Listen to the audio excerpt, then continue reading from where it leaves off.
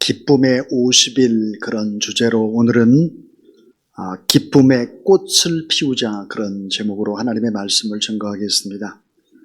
자, 기쁨이란 무엇입니까? 기쁨은 하나님의 발명품입니다. 기쁨은 죄를 이길 수 있는 힘입니다.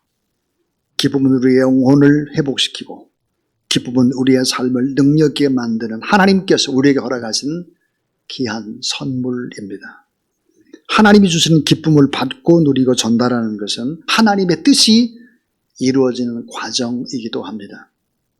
그러므로 하나님께서 우리 안에 두신 것을 회복해야 되는데 우리 마음 안에 하나님이 우리에게 주신 것, 그것은 뭘까? 그 하나가 바로 하나님의 소원입니다. 하나님의 꿈입니다. 오늘 예배드리는 우리 가슴 속에는 하나님의 소원이 담겨 있습니다. 빌립보 2장 13절에 너희 안에서 행하시는 이는 하나님이시니 자기의 기쁘신 뜻을 위하여 너희로 소원을 두고 행하게 하시나니 그랬습니다.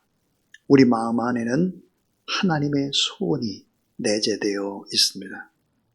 자, 하나님의 뜻이 뭘까? 하나님의 뜻은 우리가 주 안에서 기뻐하는 것이다 그랬습니다. 하나님의 소원이 뭘까? 하나님의 소원은 하나님의 기쁨을 우리에게 주시는 것입니다.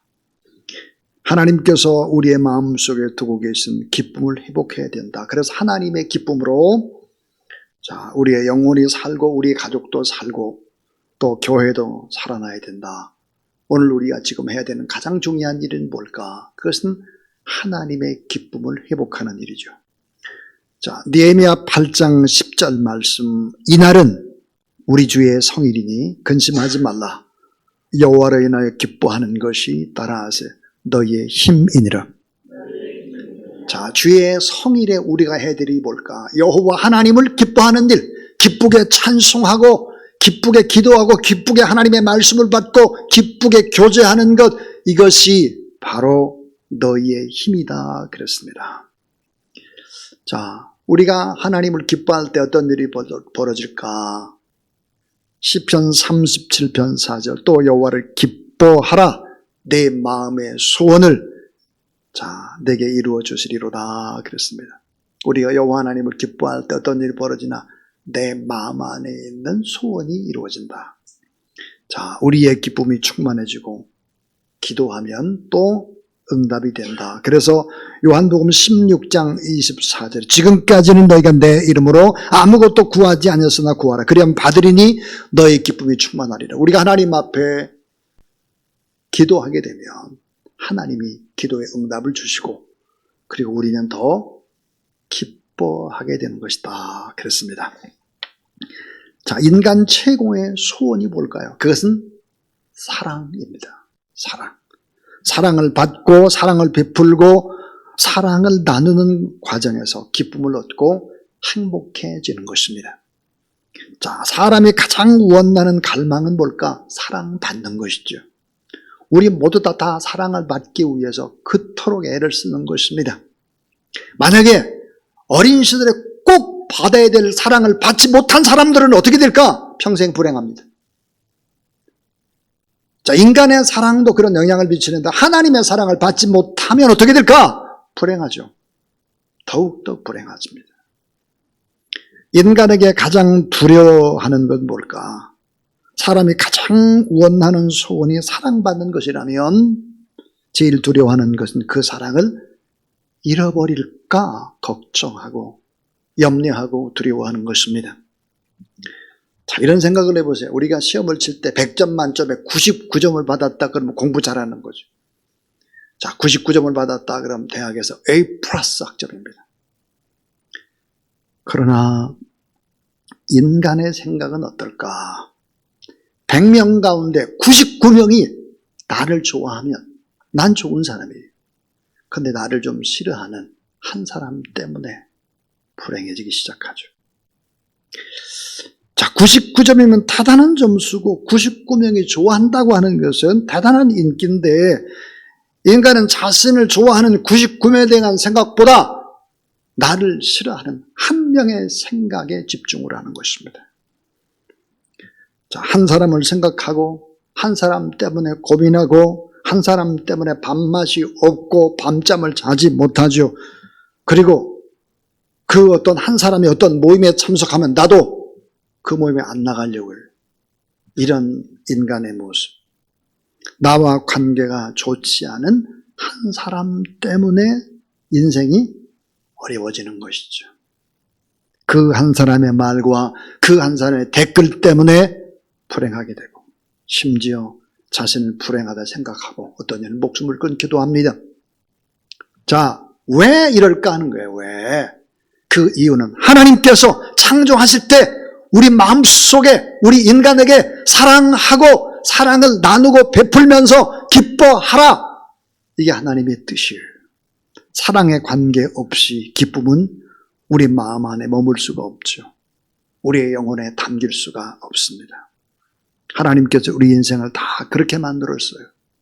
그러므로 우리는 사랑을 잘 배워야 되고, 사랑을 받아야 되고, 사랑을 나누고 베풀 수 있어야 된다. 그래야 때 기쁨으로 살 수 있는 것입니다. 자, 부활주일부터 성령 강림주일까지 초대교회 성도들은 이 기쁨으로, 부활의 기쁨으로 모든 어려움들을 다 이겼습니다. 근데 요즘 보니까 그 50일 기쁨의 절기를 잃어버렸어요. 자, 우리가 정말 기쁨으로 살기 위해서 오늘 4가지 하나님의 말씀을 생각해 보시기를 바랍니다. 첫 번째입니다. 첫 번째는 사랑은 좋은 면을 먼저 보고, 사랑은 좋은 면을 먼저 보는 거예요. 그리고 좋은 반응을 내가 하는 능력입니다. 자, 사랑이란 무엇인가? 좋아한다는 것은 무엇일까? 사랑하는 것과 좋아하는 것은 다릅니다. 여러분 꼭 우리 알아야 되는 것이, 사랑이란 내가 마음에 드는 사람을 골라서 잘해주는 것, 그거 아닙니다. 그건 좋아하는 거죠. 자, 성경에서 서로 사랑하라. 너희가 서로 사랑을 하게 되면 다른 사람이 너의 모습을 보고, 너희들의 모습을 보고 내 제자인 줄 알리라. 서로 사랑하라. 새 계명이라고 그랬습니다. 새 계명. 자, 우리가 서로 사랑을 해야 합니다. 가족을 사랑하고, 그리고 이웃도, 하나님도, 부모도, 친척도, 심지어 원수까지도 사랑하라 그랬습니다. 자, 사랑의 의미는 뭐예요? 그것은 성경이 말하는 사랑의 의미라고 하는 것은 상대방이 누구든지 먼저 좋은 점을 보라는 거예요. 먼저 좋은 점을 보라.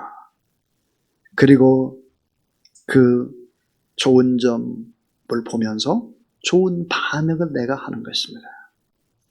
그러면 상대방이 좋은 모습으로 우리에게 다가오는 거죠. 그러니까 좋은 모습을 이끌어내는 능력이 바로 사랑인 것입니다. 저는 저보다 3살 미친 여동생이 있습니다.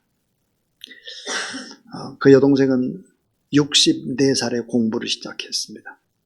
공부에 대한 아마 남아있는 고통들이 있는 것 같습니다. 시를 쓰곤 하는데, 이틀 전에 어머님을 떠올리면서 쓴 시 2편을 저에게 보내주었습니다. 시를 보니까 동생이 어린 시절에 갖고 있었던 고통, 또 너무 힘듦, 이런 것들이 시에 흐르고 있었고 어둠이 내재되어 있는 그런 시였습니다. 저는 개인적으로 동생에 대한 미안한 마음을 가지고 있습니다. 저는 공부하는 시간이 길었지만 저의 여동생은 공부하는 시간이 길지를 못했기 때문이죠. 시 2편을 제가 읽고 난 다음에 동생의 글을 썼습니다. 동생을 위로하고 또 미안한 마음, 그런 내용들이죠. 근데 말미에 제가 이런 글을 덧붙였습니다. 자, 동생과 또 다른 면의 고난, 동생이 가지고 있는 고난도 있었지만 누구에게도 말 못했던 저의 그런 고통스러운 아픔, 어린 시절에 이런 부분들을 글로 써서 보내주었습니다. 그때 동생이 답글이 왔습니다. 그 답글은 이런 내용이었습니다. 지금까지 내 아픔만 크다고 느끼고 오빠의 아픔은 보지 못했네요. 저는 공부를 하고 싶었는데 가난과 무지를 원망하며 살았어요. 그러나 오빠 너무 죄송해요. 오빠에게 그런 또 다른 고통이 있었는데 저는 몰랐어요. 제가 그 다음 글에 이런 답을 했습니다. 사람에게는 고통의 분량은 다룰 수 있으나 깊은 고통의 질은 같은 것이다. 서로 좋은 면을 먼저 보고 그 면을 극대화시키면 행복할 것 같다. 이렇게 글을 써 보냈습니다. 여러분, 사랑이라는 것은 뭘까요? 사랑이라는 것은 상대방의 좋은 점을 먼저 보는 것입니다. 나쁜 점을 보고 콕콕 찍어가지고 지적하고 그렇게 하면 좋은 반응이 올 리가 없습니다. 사랑이란 내가 먼저 상대방과의 관계를 주도적으로 좋게 만듦으로 인해서 상대방의 좋은 면을 먼저 보고 좋은 반응을 이끌어내는 능력이 바로 사랑입니다. 이사야서, 여러분 이사야서를 여러분도 많이 읽으셨죠? 저도 이사야서를 많이 읽고 좋아하고 그랬는데 요즘은 꿈이 하나 생겼습니다. 이사야서를 처음부터 끝까지 한번 강해를 해보면 좋겠다.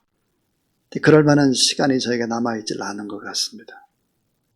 자, 이사야서를 관통하는 포괄적인 주제가 두 가지입니다. 하나는 임마누엘이에요. 하나님이 나와 함께한다. 또 하나는 하나님의 사랑입니다. 이 하나님의 사랑, 이사야서가 이야기하는 하나님의 사랑은 어떤 사랑일까? 하나가 아버지의 사랑입니다. 아버지. 하나님 아버지 같은 사랑이다.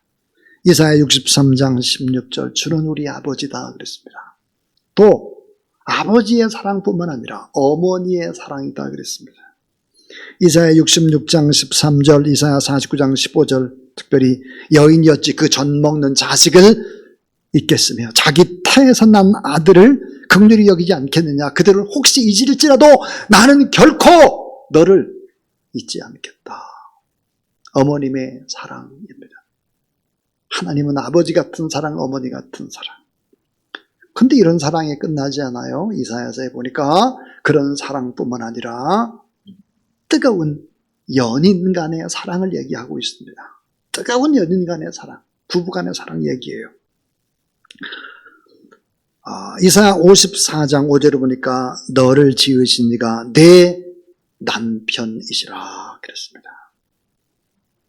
이런 사랑뿐만 아니라 이사야서가 우리에게 보여주는 사랑, 그것은 친구 간의 사랑입니다. 이사야 40장 8절에 보니까 나의 친구, 나의 벗 아브라함 그랬습니다. 자, 아버지의 사랑, 어머니의 사랑, 연인 간의 뜨거운 부부 간의 사랑, 거기다가 친구 간의 사랑입니다. 이사야서가 가리키는 사랑이란 뭘까요? 측량할 수 없는 사랑, 변화될 때까지 믿어주고 신뢰하는 사랑, 임마누엘의 사랑입니다. 때로는 아버지의 모습으로, 때로는 어머니의 모습으로, 때로는 사랑하는 연인의 모습으로, 친구를 위해서 목숨을 버리는 귀한 친구의 모습으로 우리에게 다가오는 하나님의 사랑입니다. 자기 아들을 내어주신 사랑. 그러므로 사랑이라고 하는 것은 뭘까? 십자가의 안경을 쓰고 다른 사람을 바라보는 시선의 변화입니다. 자, 좋은 것을 먼저 보자. 그 좋은 것을 극대화시키자. 나쁜 단점은 다 묻어버리도록 하자는 것입니다. 그럴 때 기쁨이 넘쳐나게 될 것입니다. 약점을 껴안는 사랑, 허물을 보면서도 덮어주는 사랑. 하나님은 모자란 인간을 보시고 먼저 사랑을 물 붓듯이 쏟아 부어주시는 분이시죠. 하나님의 사랑. 그 하나님의 사랑은 뭘까요? 믿고 오래오래 기다려주는 것입니다. 빌립보 4장 1절 2절 그러므로 나의 사랑하고 사모하는 형제들, 나의 기쁨이요 면류가 아닌 사랑하는 자들아, 이와 같이 주 안에 서라 그랬습니다. 사실 빌립보 교인들이 문제가 많아요. 근데 사랑의 시선을 바울이 가지고 있습니다. 나의 사랑하고 사모하는 형제들, 나의 기쁨이요 면류가 아닌 사랑하는 자들아, 이와 같이 주 안에서 서라 그랬습니다. 뭘까요? 좋은 점을 먼저 보는 것입니다. 나쁜 점을 크게 보는 것이 아닙니다.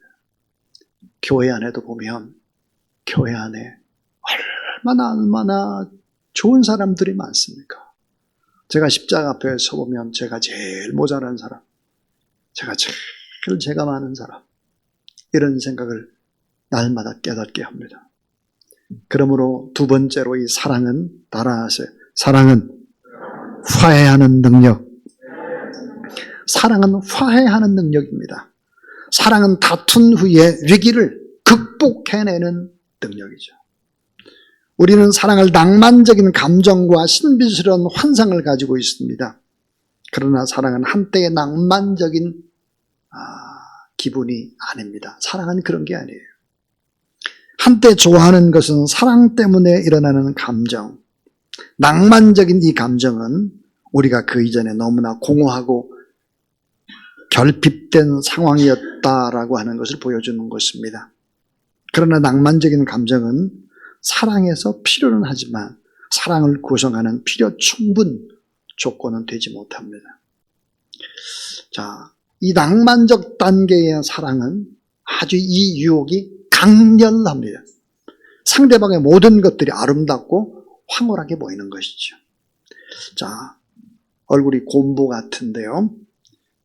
이 곰보 같은 얼굴도 보조개로 보이고 눈에 난 다래끼도 어떻게 보일까? 예쁜 쌍꺼풀로 보이는 거죠. 가난한 것도 뭐 좋게 보이고 키가 크든 작든 다 매력 있어 보이고 왜? 눈에 콩깍지가 씌어서 그래요. 근데 이 눈에 콩깍지 쓴 거 이걸 갖다가 평생에 한갑이 지났는데도 왜 그런 감정이 안 생기냐고 자꾸 이러면 이건 사랑이 뭔지를 잘 모르는 거예요. 예. 웃는 사람은 범죄자입니다. 그런 게 아니에요. 만남과 사귐 속에서 싸움은 필수로 찾아옵니다. 싸움은. 제가 이런 얘기를 하면 목사님들 싸우세요. 엄청 싸우죠. 예, 싸워요. 예. 오늘 새벽도 싸웠어요. 너무 일찍 일어났다가 싸우고 교회에 뭐 일찍 간다고 뭐 이렇게 교회가 좋아서 맨날 교회 하냐고 모르고 그러죠. 아무것도 아닌 것 가지고 다 그러고. 여러분, 내가 누구를 사랑한다라고 하는 것은 다투기 시작하는 것이죠. 다퉈요 뭐. 사도 바울은 빌립보 교회에 화해를 당부합니다. 빌립보 4장 2절입니다. 내가 유오디아를 권하고 순두개를 권하노니 주 안에서 같은 마음을 품으라 그랬습니다. 자, 유오디아, 순두개가 이렇게 감정이 별로 안 좋은 거죠. 싸운 거죠. 화해를 당부하고 있습니다. 사랑은 뭘까요? 화해하는 능력입니다. 세 번째입니다. 세 번째, 이 사랑은 표현할 때 능력이 나타납니다. 표현할 때. 사도 바울은 빌립보 교회와 교인들을 향해서 자신의 사랑을 자주 표현을 했습니다. 어떻게? 빌립보 1장 3절을 보니까 내가 너희를 생각할 때마다 나의 하나님께 감사한다. 또 빌립보 1장 7절에 보니까 이렇게 말하죠. 내가 너희 무리를 위하여 이와 같이 생각하는 것이 마땅하니 이는 너희가 내 마음에 있음이며 마음에 있다. 또 빌립보 1장 8절 보니까 예수 그리스도의 심장으로 너희 무리를 얼마나 사모하는지 하나님이 내 증인이시니라 그랬어요.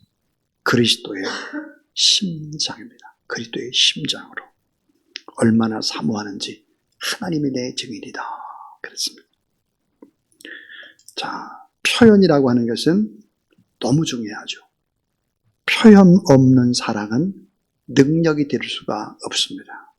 사랑은 표현할 때 진가를 발휘하게 되는 것이죠.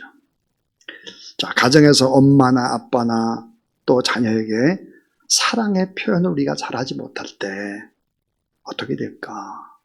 엄마 아빠가 극진히 사랑을 좀 이렇게 표현을 해야 되는데 그 사랑을 표현 못할 때 아이들은 다 커서 이런 말을 합니다. 나는 사랑을 받은 기억이 나질 않는다. 가슴 아픈 얘기입니다. 너무 가슴 아픈 얘기죠. 우리는 분명히 말해줘야 합니다. 분명히 좋은 이야기를 해줘야 하는 것이죠. 좋은 이야기를. 말은 위력이 있죠. 살고 죽는 거, 창조력이 언어 속에 담겨져 있습니다. 자, 근데 이 말보다도 더 큰 위력이 있죠. 그것은 뭘까요? 머리에 손을 얹고 기도하는 것입니다. 기도. 손을 얹고 하나님 앞에 기도하는 것은 말보다 훨씬 더 위력이 있습니다. 더 큰 위력이 또 있죠. 그게 뭘까요? 하나님 앞에 감사의 제목을 써서 예물과 함께 하나님 앞에 드리는 것입니다. 오늘 저는 기도 제목을 썼습니다. 아이에 대한 감사, 이런 것. 또 우리 장로님들에 대한 감사, 이런 걸 다 글로 썼습니다. 글로 써서 하나님 앞에 예물을 올려드리는 것이죠. 이건 뭘까요? 하나님 앞에 도장을 빵 찍는 거예요. 하나님이 반드시 응답해 주실 수밖에 없는 응답의 도장을 찍는 거죠. 자, 이제 마지막 네 번째 이야기. 그것은 다른 사람을 칭찬하면 사랑으로 새길 수 있고 기쁨이 넘친다 하는 것입니다. 다른 사람을 칭찬하면 사랑으로 사귈 수 있고 기쁨이 넘친다 하는 거죠. 몇 달 전에 박명근 목사님과 제가 요즘에 102세인 우리 김영석 교수님이 책을 쓰고 또 그 책이 베스트셀러가 되고 막 그런 얘기를 나눴습니다. 근데 이제 김영석 교수님과 쌍벽을 이루었던 철학자 가운데 안병욱 교수님이 계십니다. 그래서 이제 둘이 얘기를 나누길래 안병욱 교수님의 그 에세이를 좋은 걸 이렇게 뽑아가지고 책으로 엮자 그랬습니다. 책으로 엮자. 그래서 좋겠다고 그랬는데 그렇게 하기로 이렇게 서로 이제 의견을 좋게 나눴는데 이게 책으로 나오지를 못했어요. 왜냐하면 젊은이들이 과연 그 책을 읽겠느냐 그래가지고 논의를 이제 팀들하고 했는데 어려울 것 같다. 그래서 내지를 못했어요. 근데 참 안타깝습니다. 제 마음속은. 김영석 교수님 글도 좋지만 안병욱 교수님 참 글이 참 좋은데 그런 아쉬움이 제 마음 가운데 있습니다. 제가 읽었던 책 가운데 한 부분들을 말씀해 드리겠습니다. 안병욱 교수님 지금 돌아가셨지만 76세 때 일입니다. 76세 때 강연을 하시는데 68년 전의 이야기를 하셨습니다. 나는 68년 전에 그 말을 하나도 잊지 않고 있다. 다 기억하고 있다. 그때 그 자리, 그 음성, 그 기분 하나도 잊을 수가 없었다. 왜냐하면 68년 전에 그 칭찬의 말이 오늘의 나를 만들었기 때문이다. 그럼 그 칭찬의 말이 뭐였을까? 68년 전에 했던 칭찬 이거였습니다. 병우가 너는 조그만 녀석이 어찌 그렇게 기억력이 좋으냐? 넌 틀림없이 이 다음에 훌륭한 학자가 될 거야. 68년 전에 이 말 한마디가 자기 인생을 바꿔놨다고 강연을 하고 있었습니다. 사랑하는 여러분, 칭찬은 바로 이런 것입니다. 칭찬 정말 고래도 춤추게 하는 거예요. 이 설교를 준비할 때 저에게 칭찬해 주셨던 제가 존경하는 어떤 목사님의 말이 떠올랐습니다. 양문교회 공영준 목사님께서 자기 딸에게 했던 이야기입니다. 저는 그 딸에게 그 얘기를 들었습니다. 고 목사님이 그렇게 말씀했다고 하는 거예요. 저에 관한 이야기를 하시면서 내가 양문교회를 은퇴하고 난 다음에 나가고 싶은 교회가 어떤 교회일까 생각해보면 주사랑교회, 김만배 목사가 신우하는 그 교회에 평신도로서 그 교회에 나가고 싶다. 그런 얘기를 딸에게 하신 거예요. 전 그 얘기를 딸에게 들었습니다. 여러분 알다시피 제가 얼마나 부족하고 연약하고 허물이 많고 그런데 그 어른으로부터 그런 칭찬을 들은 것입니다. 제가 존경하는 그분으로부터 가슴에 남아있어요. 남아있고 그것이 때로는 지치고 힘이 들 때 저를 일으켜 세우는 동력이 되기도 합니다. 여러분 바른 사랑에는 바른 칭찬 그러되면 기쁨이 오래오래 남게 되는 것이다 하는 것이죠. 이 기쁨은 유전이 됩니다. 유전. 자녀되기까지 유전이 돼요. 이건 참 놀라운 일이 아닐 수 없습니다. 자, 저는 이제 설교를 마칩니다. 우리 칼럼을 한번 보시겠습니다. 기쁨의 꽃을 피우자. 우리 모두 그랬는데 이 꽃을 표현할 때 글씨로 그냥 쓰는 것보다는 꽃 그림을 한번 그려보자 그랬는데 이게 꽃입니다. 꽃. 제가 읽어보겠습니다. 인간에게 최고의 기쁨은 아마도 사랑의 기쁨일 겁니다. 모든 인간은 사랑받기를 갈망합니다. 사랑은 인간 최고의 소원입니다. 사랑을 받기 위해 우리는 다양하게 노력을 합니다. 만일 이것저것을 다 해도 별로 효과가 없을 때 인간은 사랑받기 위해 사고를 치고 비상식적인 방법이라도 사랑받기를 원하고 바라고 조바심을 칩니다. 사랑에 관계없이 기쁨은 우리의 마음과 영혼에 머무를 수 없습니다. 사랑과 참 기쁨은 상대방의 좋은 점, 장점을 보아야 하고 약점을 껴안고 좋은 반응을 해야 합니다. 사랑은 화해하는 능력이므로 위기를 극복해야 하고 말과 기도로 사랑을 고백하고 표현해야 합니다. 사랑은 칭찬을 통해서 위력을 발휘하고 칭찬은 한평생 어려움을 이기는 동력이 됩니다. 바른 사랑은 바른 칭찬을 통해서 좋은 것을 유통하는 기쁨입니다. 우리가 기쁨의 50일을 보내면서 꼭 우리가 알아야 될 것은 사랑의 꽃을 피우기 위해서 우리가 어떻게 해야 될 것인가 잘 돌아보면서 여러분 때문에 힘을 얻고 여러분 때문에 이 험한 세상 기쁨으로 잘 달려내는 여러분 주변에 많은 사람들이 있게 되기를 주의 이름으로 축원합니다.